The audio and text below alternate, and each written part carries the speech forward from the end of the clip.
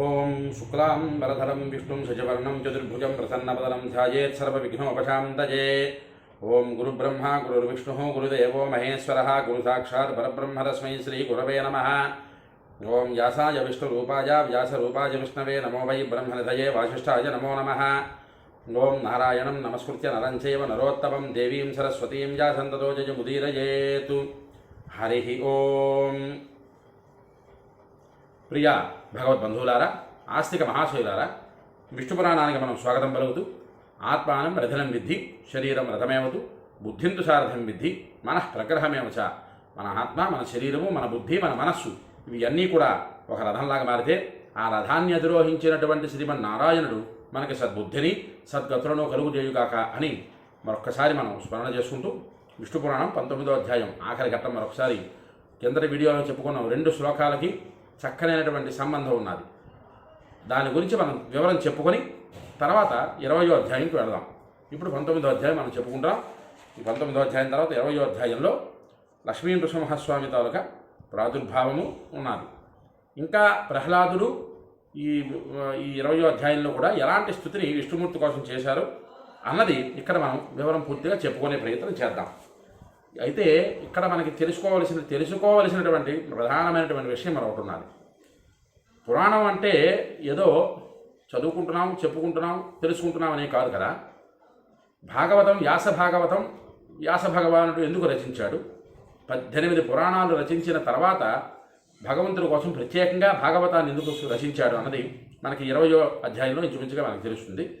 అయితే ఈ 19వ అధ్యాయంలో కిందటి వీడియోలో మనం చెప్పుకున్నటువంటిది 2 శ్లోకాలలో నమస్తస్మై నమస్తస్మై నమస్తస్మై మహాత్మనే నామరూపం న యస్యైకో యోస్తిత్వేనోపలభ్యతే. ఉపలభ్యతే, ఆయన లభించడు. ఎలా లభిస్తాడయ్యా విష్ణుమూర్తి అంటే ఆయన ఉనికి వలన లభిస్తాడు.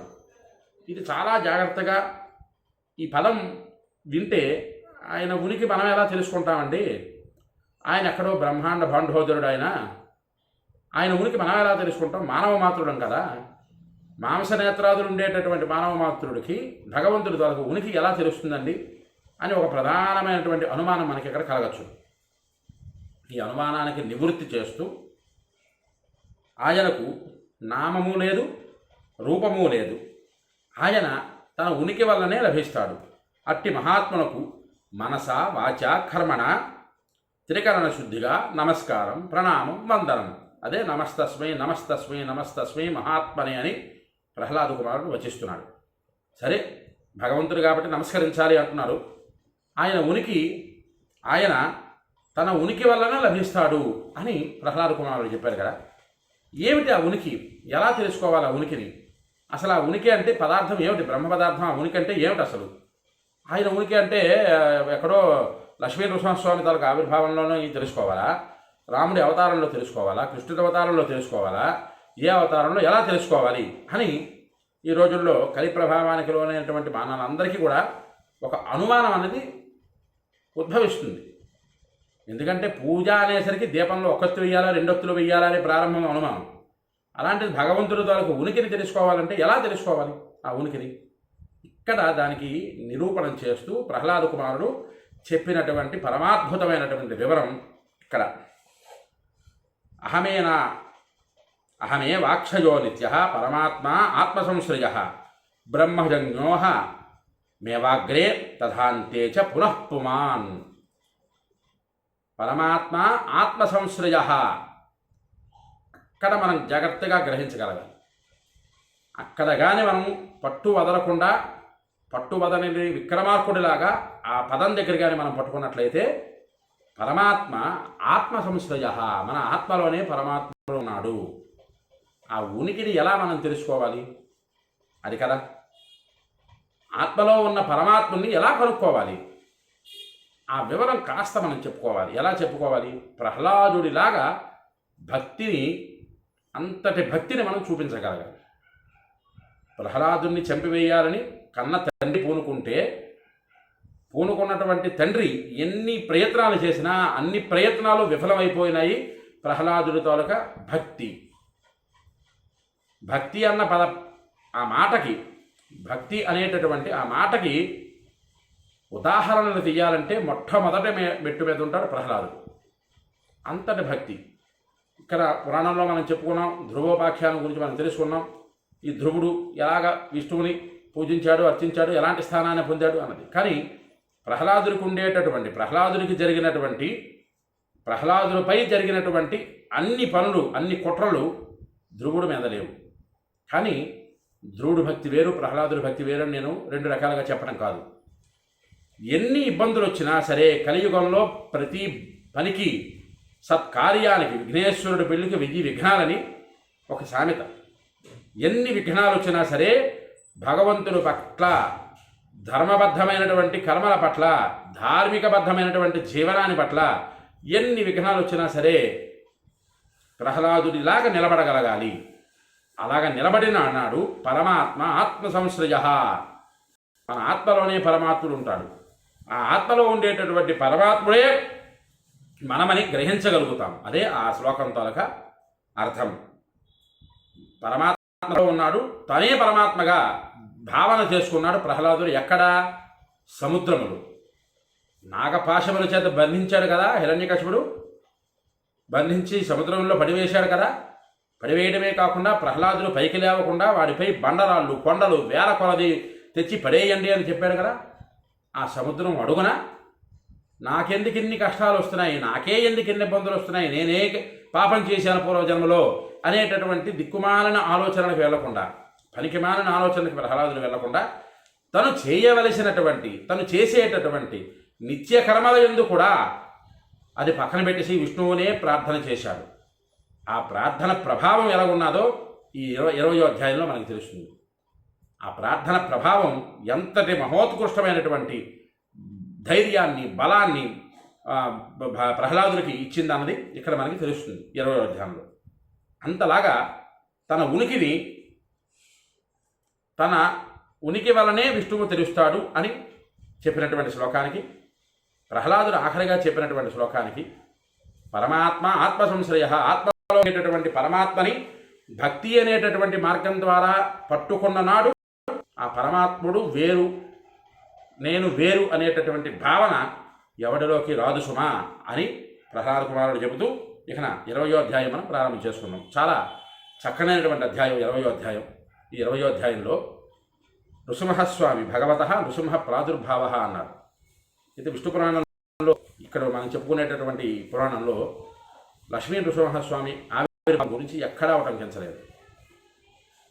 దాని గురించి వివరం పోతన భాగవతంలో ఉండేటటువంటి వివరం మనం తీసుకొని చెప్పుకుందాం. ఎందుకంటే ఇన్ని పురాణాలు చెప్పినా అందులో ముఖ్యంగా విష్ణు పురాణం అంతా కూడా భక్తి ప్రాధాన్యతగానే ఉన్నది తప్పిస్తే ఎక్కడా కూడా భక్తులను కాపాడేటటువంటి విష్ణువు భక్తులను హింస పెట్టేటటువంటి వారికి ఈ రకమైనటువంటి శిక్ష విధించాడు అన్నది పురాణంలో ఇంచుమించుగా ఎక్కడా మనకి కనబడలేదు. దాని గురించి మనం వివరం తెలుసుకునేటటువంటి ప్రయత్నంలో పోతన భాగవతం గురించి మనం చెప్పుకునే ప్రయత్నం చేద్దాం. అయితే ఈ 20వ అధ్యాయం ప్రారంభం చేస్తూ పరాశరుడు వారు చెబుతూ ఉన్నారు. ఇంకా దాని వివరం మనం 19వ అధ్యాయంలో 2 శ్లోకాల గురించి చెప్పుకోవాలి అంటే ఇంకా మనం పురాణం ఎదరఘట్టంలోకి మనం వెళ్ళలేం. కాబట్టి అక్కడితోనే పరమాత్మ ప్రతి ఒక్క ఆత్మలోని పరమాత్మ ఉన్నాడు, ప్రతి ఒక్కరిలోని పరమాత్మ ఉన్నాడు అని ఎరింగిన నాడు పరమాత్మ వేరు, భక్తుడు వేరు, దేవుడు వేరు, మనిషి వేరు, పరమాత్ముడు వేరు అనేటటువంటి భావన నశించిపోతుంది సుమా అని అక్కడితో 19వ అధ్యాయం పూర్తి చేసుకొని 20వ అధ్యాయంలో ఏవం సంచింతయన్ విష్ణుమభేదాత్మనాత్మద్విజ ఏవం సంచింతయన్ విష్ణుమభేదేవాత్మకో ద్విజ తన్మయాత్వ మవాగ్రాభ్యాం మేనే చ ఆత్మ మేనే ఆత్మానమచ్యుతం. ఇక్కడ పరాశరుడు వారు చెబుతూ ద్విజోత్తమ, ఈ విధంగా ప్రహ్లాదుడు విష్ణువు తన కన్నా ధ్యానిస్తూ ఉండగా తానే అచ్యుతుడనని భావిస్తూ శ్రేష్టమైన తన్మయత్వాన్ని పొందాడు. అచ్యుతుడు వేరు, నేను వేరు కాదు అనేటటువంటి భావనలోకి పూర్తిగా వెళ్ళిపోయాడు ప్రహ్లాదుడు. ఇది మానవ జన్మ అని కానీ, భగవంతుడు ఇచ్చినటువంటి కొన్ని కోట్ల జన్మలలో ఇదొక జన్మ, ఇదొక ఉపాధి అని కానీ, ఈ ఉపాధి ద్వారా భగవంతుడిని చేరుకోవాలి ఇవేమి మరి ఈ ఆలోచనలు ఏవి కూడా ప్రహ్లాదుడిలో లేవు. అచ్యుతుడు వేరు, నేను వేరు కాదు, నేనే అచ్యుతుడను, అచ్యుతుడినే నేనుగా ఉన్నాను అనేటటువంటి భావనలోకి ఆ ప్రహ్లాద కుమారుడు వెళ్ళాడు. అంత భక్తితో ఉన్నాడు కాబట్టి ఆ భావన సర్వసామాన్యంగా అందరికీ సిద్ధిస్తుంది. అయితే మనం చేయవలసిందల్లా ఒకటే, అంతటి భక్తిని మనం పట్టుకోగలగాలి, అంతటి భక్తితో మనం జీవనం సాగించగలగాలి. విసస్మార తథాత్మానం నాణ్యత్ కించిత్ అజానత అహమేవాప్య యోనంత పరమాత్మేత్య చింతయతు. తనను తాను పూర్తిగా అలసిపోయాడు ప్రహ్లాద కుమారుడు. నేను ప్రహ్లాదుడని, హిరణ్యకశిపుడి కుమారుడని, అలాగే నేను అసురులకు రాజుని, దైత్యులకు రాజుని, రేపు ఉదయం ఉత్తరోత్తర కాలంలో తండ్రి తర్వాత నేనే ఈ రాజ్యాన్ని ముల్లోకాలని కూడా చక్రవర్తి అయి పాలించాలి. ఇది ఏది కూడా తనను తాను పూర్తిగా మరిచిపోయాడు. విస్మర విసస్మార తథాత్మానం, ఈ పూర్తిగా మరిచిపోయాడు ప్రహ్లాదుడు. ఇతరాన్ని కొంచెం కూడా తెలియని వాడయ్యాడు. ఇతరం అంటే ఇది మరొకటి లేదు, అంతా నేనే ఉన్నాను. విశ్వం విశ్వం అంతా విష్ణువు వ్యాపించి ఉన్నాడు. ఆ విష్ణువు నేనే ఏకంగా వ్యాపించి ఉన్నాను, నేను ఒక్కడనే ఉన్నాను, ఇంకొకటి మరి లేదు అని ఇతరాన్ని కూడా తెలియని వాడయ్యాడు. నేనే అవ్యుడను, అనంతుడను, పరమాత్మను అని పూర్తిగా తలంచాడు. తలంచిన తర్వాత తస్య తద్భావనా యోగాత్ క్షీణ పాపశ వైక్రమాత్ శుద్ధేంతఃకరణే విష్ణు స్థస్థౌ జ్ఞాన మయోచ్యుత. అట్టి విష్ణు తదాత్మభావనాయోగం వలన క్రమంగా ప్రహ్లాదుడికి ఉండేటటువంటి పాపములు క్షీణించిపోయాయి. ప్రహ్లాదుడికి ఉండేటటువంటి పాపములు అంటే ఇక్కడ మనకు ఒక అనుమానం రావచ్చు. పాపం ఇంతవరకు మన ప్రహ్లాదంలో ఆయన ఏడు పాపాలు చేశాడండి, భగవంతునే పట్టుకున్నాడు కదా, ఆయన చేసిన పాపాలు ఏమిటండి అనేటటువంటి ఆలోచన, ఒక భయంకరమైనటువంటి, ఒక విపత్కరమైనటువంటి బుద్ధి పెరద్రోహ పట్టొచ్చును మనకి. కానీ గురువునాం పరమ గురువు, తండ్రే ప్రథమ గురువు కదా అంటే తండ్రిని ధిక్కరించినటువంటి ప్రహ్లాద కుమారుడని మనం చెప్పుకుంటున్నాం. గురువుగారు ఉపదేశించినటువంటి విద్యని గురువుపదేశ పద్ధతిలో నేర్చుకోకుండా తత్ వ్యతిరేకంగా విష్ణు పరమాత్ముడు అతనే మూలకారకుడు అని తండ్రిని ధిక్కరించి గురువుని ధిక్కరించినటువంటి తెలియనటువంటి పాపములు, అలాగే పూర్వజన్మ వృత్తాంతంలో చేసినటువంటి పాపములు, ఇవి అన్నీ కూడా ప్రహ్లాదుడికి పూర్తిగా క్షీణించిపోయాయి. అతని పాపాలు పూర్తిగా క్షీణించిపోయాయి. ఎందువలన? విష్ణువు తదాత్మ భావన వలన. నా ఆత్మ వేరు, విష్ణువు తన ఆత్మ వేరు అనేటటువంటి భావన లేదు అతనికి. ప్రహ్లాదుడిలో పూర్తిగా పోయింది. నేనే విష్ణువుగా, విష్ణువే నేనుగా ఉన్నానేటటువంటి భావన వలన అతని పాపాలు క్షీణించాయి. జ్ఞానమయుడు, అచ్యుతుడు అయిన విష్ణువు ఆ ప్రహ్లాదుని పరిశుద్ధమైన అంతఃకరణంలో నిలిచాడు. ఇక్కడ తదేంతఃకరణే విష్ణు స్థస్థౌ, అంతఃకరణంలో నిలిచాడు విష్ణుమూర్తి ప్రహ్లాదుడి తాలూకా మనస్సులోని. యోగ ప్రభావాత్ ప్రహ్లాదే జాతే విష్ణుమయేసురే చలత్యురగ బంధై మైత్రేయ త్రుడితం క్షణాత్తు. ఓ మైత్రేయ మహర్షి, ఆ అభేదయోగ ప్రభావ కారణంగా అసురుడైన ప్రహ్లాద కుమారుడు విష్ణుమయుడి చరించగా నాగబంధాలు క్షణకాలంలో తునాతునకలైపోయాయి. సరే, ఈ ప్రకృతిలో ఏ తోడతో కట్టినా దేనితో కట్టినా విప్పేటటువంటి మార్గం ఒకటి ఉంటుంది. కానీ నాగబంధాలు అంటే నాగపాశముల చేత బంధించినటువంటి మానవుడికి ఎట్టి పరిస్థితుల్లో కూడా అది విడువడబట్టేటటువంటి అవకాశం లేదు. అటువంటి నాగబంధాలు ఈ ప్రహ్లాద బుద్ధిలో నేను విష్ణువుగా ఉన్నాను, నేనే విష్ణువై ఉన్నాను, నేనే ఉన్నాను అనేటటువంటి భావన వలన చలించడానికి కాస్త కదిలేసరికి మొత్తం ఆ నాగపాశములు ఏవైతే ఉన్నాయో అవన్నీ కూడా తునాతునకలైపోయి ముక్కలుగా విరిగిపోయినాయి అని చెబుతూ భ్రాంతగ్రాహగణ సోర్మిర్యయౌ క్షోభం మహార్ణవ చచాలచ మహీసర్వ సశైల వనకానన. విష్ణువే తనగా భావించినప్పుడు పాశముల చేత, నాగపాశముల చేత బంధించబడినటువంటి నాగపాశములన్నీ కూడా తునాతునకలైపోగా ఆయన సముద్రంలోంచి ఒక్కసారి లేవాలని కాస్త ఉద్యుక్తుడయ్యాడు. ఆ ఉద్యుక్తుడయ్యేసరికి జలజంతువులు భయంతో అటూ ఇటూ పరిభ్రమించగా, కెరటాలు పరవళ్ళు త్రొక్కగా ఆ మహాసముద్రం క్షోభించిపోయింది. పర్వతాలతో, వనాలతో, కాననాలతో సహా భూమి చెలించిపోయింది. ఆయన లేద్దామని ఒక్క చిన్న పెసరు కదిలాడు.